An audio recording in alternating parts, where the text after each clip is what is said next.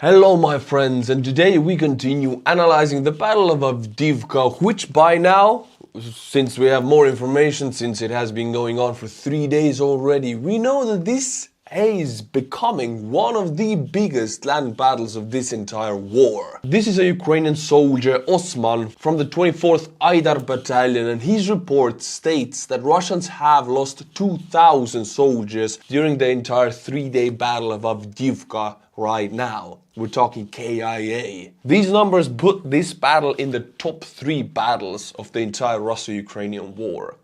Also, another note, Russian ship exploded yesterday. We'll look through everything in this war. My friends, I'll zoom into location in between Horlivka and Donetsk actually. And it's a breach, and these black lines right here are Russian defense structures, and if I zoom in, we're going to see a bridge. Look at this. This bridge is one of the most vital logistical supply lines for the Russian logistics of their Avdiivka assault group. Since they started the Battle of Avdiivka, Ukrainians blew up this bridge. Hey, what a surprise! In this video, we can see what happened. This is the bridge. Good. Хорошо.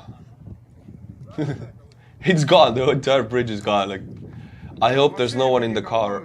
I don't think so. Is there a car there? Yes. Blядь. BMW.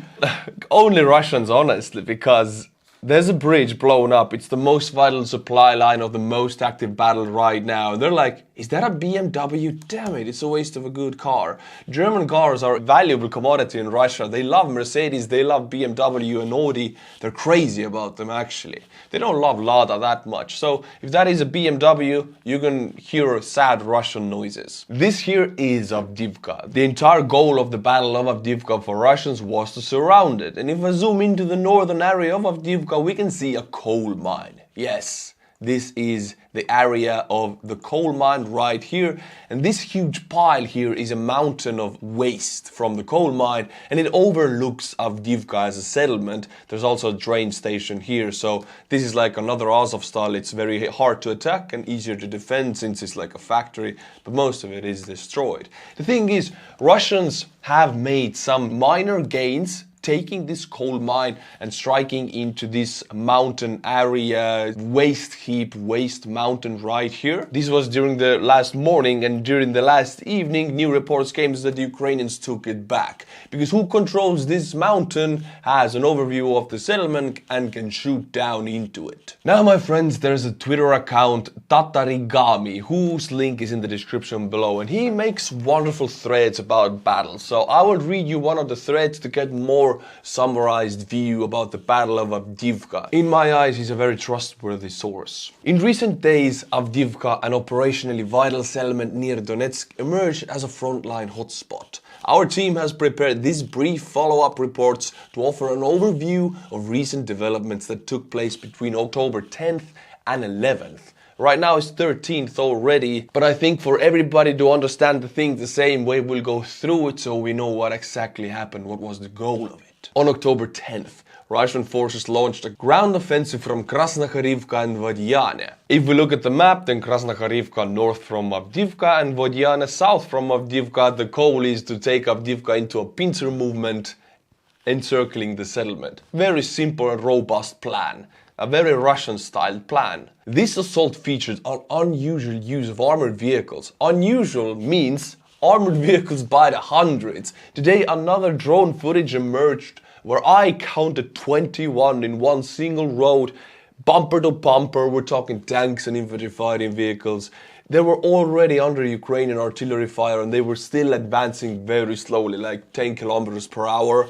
Explosions everywhere. 21 tanks and infantry fighting vehicles bumper to bumper. I mean, this convoy got annihilated, knocked out cold. Each of these vehicles had at least 3 crew members, and if it's an infantry fighting vehicles, it could have a whole squad inside also. This is where the Ukrainian soldiers report of 2,000 KIAs comes from. Departing from their prior reluctance in large-scale armored attacks, the reluctance was because they were gathering these vehicles to use right now. The significant number of tanks and APCs highlights the Russian forces' intention for swift and overwhelming offensives on the flank and rear.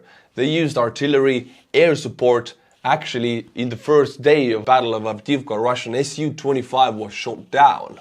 So they did use air support until they got hit in the knocked out cold. And their armored units to suppress, overrun, and at times capture Ukrainian positions, which they actually did to some extent until Ukrainians actually captured them back, like the waste heap, for example, north from Avdiivka. Yet Russian forces advanced accelerated. Despite reaching the northeast of Stepove, a rear area of Avdiivka, they faced minefields, anti-tank resistance and artillery fire, resulting in significant losses and hindering their ability to exploit their initial successes. Talking about stiff anti-armor resistance, today I saw a drone video of a javelin hit.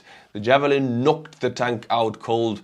I remember javelin videos being more popular in the first year of war. Recently I haven't seen them because Russians don't use their tanks in frontal assault operations anymore that much. But now they do, and boom, immediately we get new javelin footage. Juicy stuff. Our most conservative estimates suggest that Russian side suffered a minimum of 36 vehicle losses. And I have to stress most conservative estimates. Actually, I myself have counted visually confirmed over 36. So I don't know which losses do they count, but if I count on the drone footage that I see, I'm saying 50 plus a day armored vehicles for the last 3 days at least. We're talking over 200 APCs lost in 3 days, which includes abandoned, damaged or destroyed vehicles. These losses predominantly consist of APCs, tanks of various configurations, and transportation vehicles. Now here I feel like I have to say that Ukrainian side also has been taking heavy losses. I always talk about these Russian losses, you know, but yes, I'm not blind to it. I have seen Ukrainian Western given infantry fighting vehicles shot to pieces the same way in this battle. It's not a one-sided battle in any way. Both sides taking heavy losses. Let's go on. It is premature to say whether Russian forces will achieve substantial advances in the upcoming days, given the challenging situation for both sides. However, it is already clear that the assault has proven to be highly costly for the attackers. Yes, usually attackers have to have 3-to-1 numerical superiority, while Russians have lost a lot more than 3-to-1 superiority. I think the losses might be 5-to-1 or 7-to-1 if we're talking about armor in this battle. Thank you Dataregami for giving us such a nice summarizing thread. Now my friend, I will read a report to you coming from a Ukrainian commander stationed in the north side of Avdiivka, fighting over the coal mine waste mountain. Today the enemy actively advanced on Pervomayorske and Severna, but had no success. The situation near Krasnokharivka is more difficult. Periodically the enemy reaches the railway, but are not allowed to gain a foothold. Katsap's actively advanced near Terikon, but could not take the height. The district of Nova Mikhailivka is being clarified. So the battle is right now still going on north of Avdiivka, where Russians have gained a little bit of a foothold. In the south, their offense has completely failed. Also, another report comes from the Bakhmut area from a commander station in Bakhmut. Defense forces continue offensive actions near Klishivka and Andriivka. The enemy was repulsed in the Azaryanivka area. Former Wagners who signed a contract with the Ministry of Defense of Russian Federation arrived, and now they have become Shoigists at Storm V battalions. Ahmad Chai in the rear restrained ordinary Shoigists from Storm Z. Ahmad, so the Rosgvardia or Chechen units are actually in the back, according to this report, keeping the Storm Z units in between of Ukrainian forces and the Rosgvardia units trapped in the front line so they would attack. Check this out, my friends. This is Bakhmut. We go south of Klishivka. We go a little bit to the east and we see this main highway leading from Bakhmut to the south to Odradivka. And I saw drone footage emerging today from this highway. It was a Ukrainian thermovision drone at night hovering above. Seeing down there was 3 Russian trucks and a lot of hotspots. I counted close to a company. Shouted out throughout the road moving forward. And then what happened? I was not ready for it. For the entire company and the trucks, they were hit with Ukrainian cluster munitions, fully under the attack. I don't want to say, but this kind of was a turkey shoot. It happened on this road right here. Now, my friends, we jump back to Avdiivka for a moment because there a horrifying report came out what the Rosgvardia Chechen units are really doing there and how the Storm Z operates. These are the convicts mobilized to the Storm Z unit that are given like 2 to 3 magazines and a Kalashnikov and nothing else sent to the front line. This information comes from the Russian side actually. Storm Z, amounting to 40 people, ended up under cluster munitions. First half received minor injury. The second half of the group began to run, flee or escape. The BMP, the Russian BMP, came in and started shooting at them, so they ran back to the assault. So they tried to flee, and then the Rosgvardia, the Chechen BMP, started firing on them, like the Stalin's order, not one step back, and then the Storm C units went back to the front. Of course, no one took the wounded for several hours. The boys pelted them with mortars, and there's even a supposed video of this. This report is insane. So now we know the behind the scenes of how this great Russian Avdiivka offensive is operating.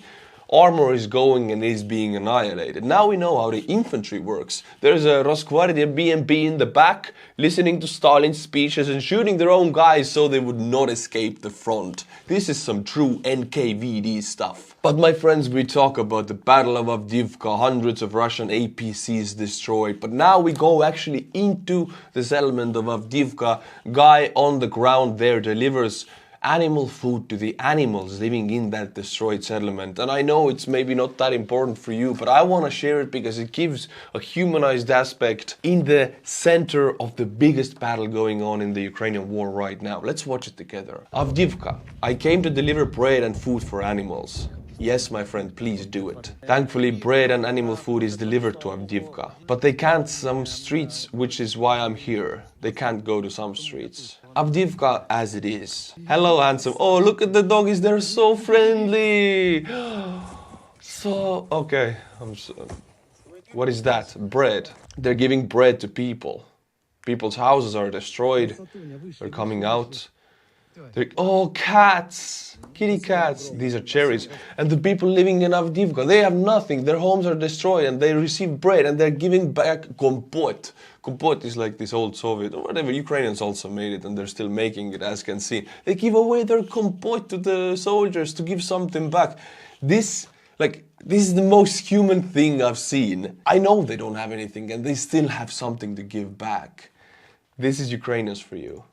Thank you very much. Cherries. He gives cherries. This is what they're striking with. Yeah, these are Russian cluster munitions you're seeing here. They're using them on Avdiivka on civilians. What is there to say? Clearly Avdiivka is being wiped out. The only salvation for all front lines is to push the Russian plague as far away as possible. Remember this face. Thank you, my friend, for doing this for the animals, for the people of Avdiivka, putting yourself in danger. In my eyes, this man right here is a hero. But how does the huge battle of Avdiivka reflect in the Russian losses? Let's take a look. 13th of October, we have breached the 1,000 mark.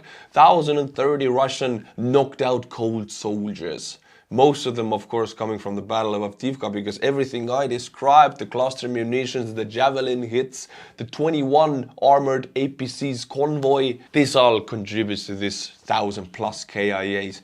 Then we have 26 tanks and 49 armored personnel vehicles, which is in one day over 60 armored vehicles, almost 70. This is just one day and it's the third day of this huge battle. The first day it was actually 91 armored personnel carriers, 44 artillery systems and 33 vehicles and fuel tanks. Huge numbers, one of the biggest I've seen. I remember the day before yesterday I reported a destroyed Russian ship that hit its own mine, and now we have another one. Here is Anton Gerashenko. I really like him as a source. You can go and follow him on Twitter. I will read his tweet to you. Crimean Telegram channels report that ship exploded in the roadstead of Sevastopol. By preliminary information, it might be a patrol ship of 22160 project. There have also been reports that it might be a Kalibr missile carrier for Buyan M project. Project 22160 patrol ship of the Vasil Baikov type are a series of Russian patrol ships, corvettes of the third rank with guided missile weapons for the near and far sea zone.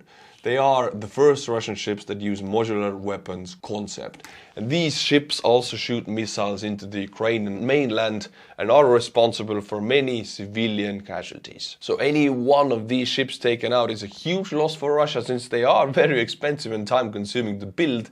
And secondly, a huge victory for Ukraine because they saved civilian lives directly. Now, my friends, something humor for you. In Russia, the brightest minds left when the mobilization was declared. 1 million men left Russia, and of course those left who have the money for it and who have the brains for it. So the brightest left. Then we have the war going on, so most able men have been mobilized, or some have gone voluntarily.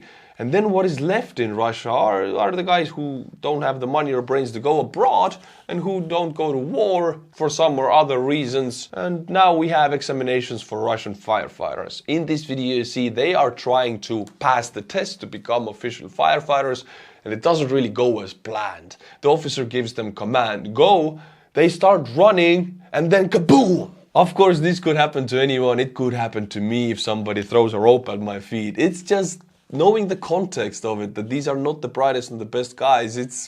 Yeah, I mean, this is what Putin has done to the country. In this video, my friends, Kadyrov decided to show to the general public that he is fine and healthy and can jog. He says, Ahmad Sila, Allahu Akbar, which is Ahmad is like his Chechen unit on the Rosgvardia.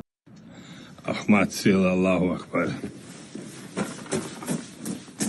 And then he says it and then starts jogging, but he says it in a very low energy way. If I would be doing this propaganda video, I'd be like, woo, I can jog, whoa, whoa, whoa, whoa, you know. He's doing it very low energy, meaning that that's the highest he can get. Also, he jogs in this jacket, or like, if you go jogging, even if it's like -1 degrees, you're gonna jog, you're gonna get very warm. At least I do. It's 1 degree Celsius, for example. I jog, I'm gonna sweat. I just wanna be wearing like one jogging sweater. He's wearing an entire wardrobe here. So my guess here is, being a sportsman myself, that he just jogged 100 meters and then stopped immediately and didn't do it ever again.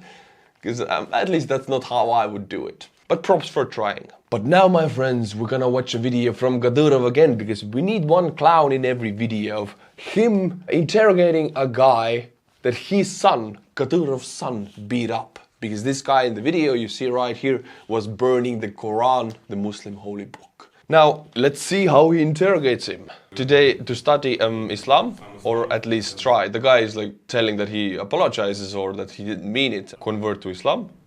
Yes, yes. You're not saying it from your heart. Your eyes are looking elsewhere. Well, Kadyrov is what a genius. You're not saying it from the heart. Well, maybe because he's beaten every day and you cannot say it from the heart. Your eyes are looking elsewhere. Well, it's hard to look the guy in the eye who beats you every day and you cannot do anything. That's how it is. I don't know what Kadyrov is trying to do here.